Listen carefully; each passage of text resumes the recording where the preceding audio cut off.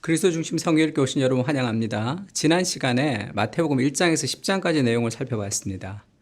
메시아이신 예수님을 통해서 하나님의 나라가 이 땅에 임하였다는 선언이 있었고, 그 나라는 인간의 노력으로 갈 수 있는 곳이 아니라 은혜로 들어가는 나라임을 이야기했습니다.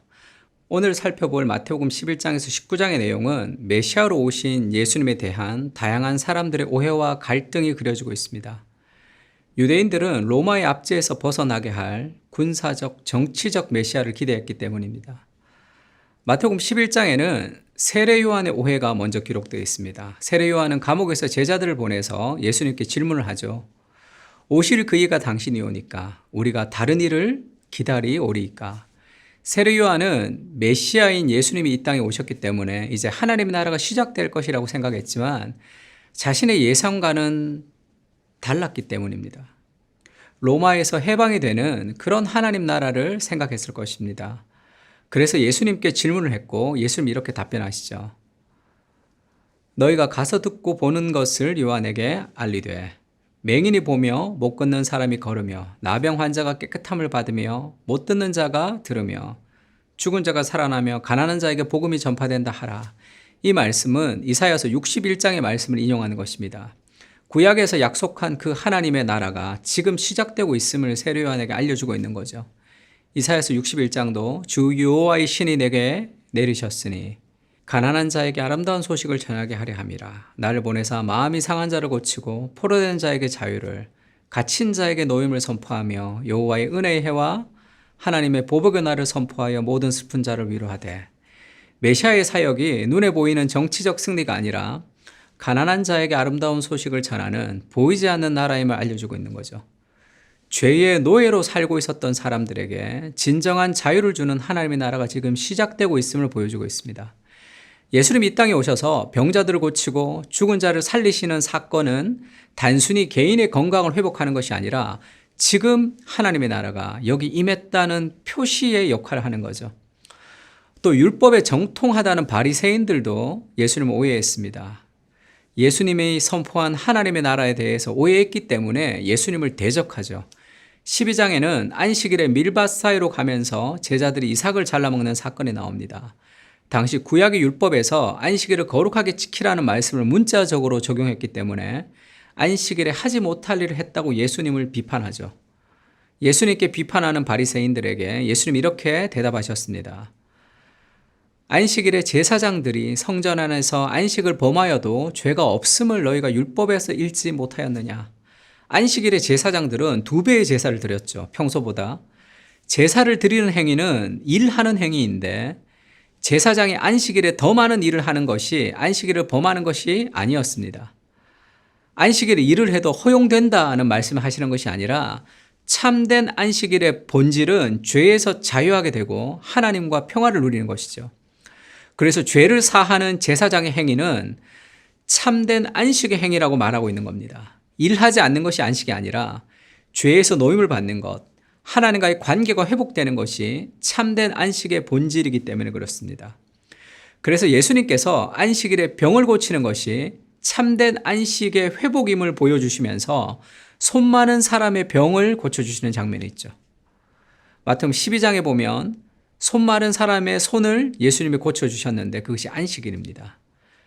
그때 바리새인들이 그 사건을 보면서 예수님을 죽일까 의논했습니다. 바리새인들은 메시아가 오면 정치적, 군사적으로 해방될 것을 기대했는데 메시아라는 예수님이 오셔서 자신들의 생각과는 전혀 다른 일을 행했기 때문에 예수님을 오해했고 죽이려는 생각까지 하게 됐습니다. 바리새인들은 율법에 정통했지만 그 참된 의미를 깨닫지 못했죠. 그래서 많은 율법의 예언들을 오해했는데 특히 엘리야에 대한 오해도 있었습니다. 구약 성경 말라기에는 메시아가 오기 전에 엘리야가 먼저 세상에 올 것이라는 예언으로 구약이 끝이 나죠. 보라, 여호와의 크고 두려운 날이 이르기 전에 내가 선지자 엘리야를 너희에게 보내리니 그가 아버지의 마음을 자녀에게 돌이키고 자녀의 마음을 그들의 아버지께로 돌이키게 하리라. 유대인들은 그 엘리야가 오기를 기다렸습니다. 엘리야는 850대 1의 싸움에서 승리했고 회오리 바람을 타고 하늘로 승천한 인물이죠. 그래서 아마도 공중에서 구름을 타고 엘리야가 불말과 불병거를 이끌고 내려와서 군사적으로 해방할 것이라는 것을 기대했던 것 같습니다.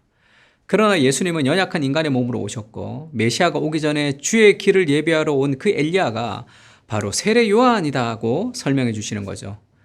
변화산에서 예수님이 변화되고 나서 제자들과 하산하시면서 제자들이 이렇게 묻습니다. 인자가 죽은 자 가운데서 살아나기 전에는 본 것을 아무에게도 이르지 말라 하시니 제자들이 묻죠. 그러면 어찌하여 서기관들이 엘리야가 먼저 와야 하리라 하나이까? 예수님이 이 메시아임을 깨닫고 난 제자들이 왜 엘리야가 먼저 와야 하리라고 서기관들이 얘기하는 것입니까? 라고 묻죠. 구약 말락의 예언을 언급하고 있습니다. 예수님이 이렇게 대답하시죠. 내가 너에게 말하노니 엘리야가 이미 왔을 때 사람들이 알지 못하고 임의로 대우하였도다.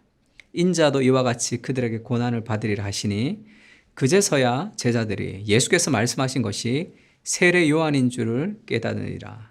엘리야가 이미 왔는데 사람들이 모르고 있다가 말하죠. 그들이 생각하는 엘리야가 아니었고 그들이 생각하는 메시아가 아니었기 때문에 그렇습니다. 예수님은 군사적, 정치적 메시아로 오신 것이 아니라 이사야서 53장에 예언된 대로 고난의 종으로 오셨기 때문입니다. 이것은 예수님의 제자들마저도 오해를 했죠. 마태복음 16장에서 예수님은 제자들에게 이렇게 물으십니다. 너희는 나를 누구라 하느냐? 시몬 베드로가 주는 그리스도시요 살아계신 하나님의 아들이십니다. 고백하죠. 베드로는 인간으로 오신 예수님을 그리스도와 하나님의 아들이시라는 신앙으로 고백했습니다. 예수님께서 칭찬하시죠. 바요나 시몬아 복이 있도다. 이를 알게 하려는 혈육이 아니요 하늘에 계신 내 아버지라. 그리고 그 신앙 고백 위에다 교회를 세우겠다고 약속하시고 그 뒤에 예수님은 그리스도의 고난과 부활에 대한 말씀을 하셨지만 베드로는 그것을 이해하지 못합니다. 이때로부터 예수 그리스도께서 자기가 예루살렘에 올라가 장로들과 대제사장들과 서기관들에게 많은 고난을 받고 죽임을 당하고 제3일에 살아나야 할 것을 제자들에게 비로소 나타내시니 베드로가 예수님을 붙들고 항변하여 이르되 주여 그리 마옵소서 이 일이 결코 주께 미치지 아니하리이다. 예수께서 돌이켜 베드로에게 이르시되 사단아 내 뒤로 물러가라.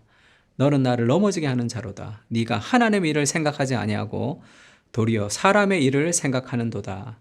예수님이 고난과 부활을 이야기했을 때 베드로는 항변합니다. 그들이 생각하는 메시아와 달랐기 때문이죠. 예수님은 베드로에게 사단아 내 뒤로 물러가라 말씀하십니다. 하나님의 일을 생각하지 않고 사람의 일로 생각했기 때문에 오해한 것이라고 알려주시는 거죠. 예수는 메시아로 이 땅에 오셨습니다. 그러나 그 메시아는 인간들이 생각하는 그 메시아는 아니었죠. 마태복음 16장 4절에 예수님은 요나의 표적밖에 보여줄 표적이 없다 말씀하셨습니다. 악하고 음란한 세대가 표적을 구하지만 요나의 표적밖에 보여줄 것이 없다. 요나는 물고기 뱃속에 3일 있었던 선지자죠. 예수 그리스도의 죽음을 말하는 것입니다. 참된 승리는 고난을 통해 오는 것이고 십자가를 통과할 때 부활의 영광이 있는 것입니다. 가나안은 광야를 통과해서 가는 곳이죠. 예수님은 제자들에게 하나님 나라의 본질에 대해서 이렇게 얘기합니다. 너희가 나를 따라오려거든 자기를 부인하고 자기 십자가를 지고 나를 따를 것이니라. 누구든지 제 목숨을 구원하고자 하면 잃을 것이요 누구든지 나를 위하여 제 목숨을 잃으면 찾으리라. 예수님이 마태복음을 통해서 우리에게 보여주시는 하나님의 나라는 세상 사람들이 생각하는 나라가 아닌 거꾸로의 나라죠. 더 높은 곳으로 더 많은 것을 성취하기 위해 살아가는 것이 아니라 자기를 부인하고 자기 목숨을 잃을 때 자신을 찾는 그런 신비한 나라라고 알려주고 있습니다. 예수님은 그 참된 행복으로 우리를 초대하고 계시는 것이죠. 예수님의 제자의 삶은 행복한 삶입니다. 그 행복의 핵심은 자기 만족을 추구하는 것이 아니라 자기를 부인하는 것입니다. 미국의 철학자인 찰스 테일러는 자기 자신을 위해서 사는 삶은 인생의 의미를 축소시킨다라고 말했습니다. 자기 만족을 위해서 사는 삶은 의미가 없는 허무로 끝이 나는 거죠. 참된 인생의 의미는 나보다 더 큰 대의를 위해서 살아갈 때 생기는 것입니다. 하나님과 사람들을 위해서 자신을 희생하고 다른 사람들을 섬길 때 이 땅에 참된 하나님의 나라가 이루어지게 될 것이고 우리는 예수님의 참된 제자로서 인생의 의미와 행복을 누리게 될 것입니다. 이런 그리스도의 제자의 삶을 살아가시기를 주님의 이름으로 축복합니다.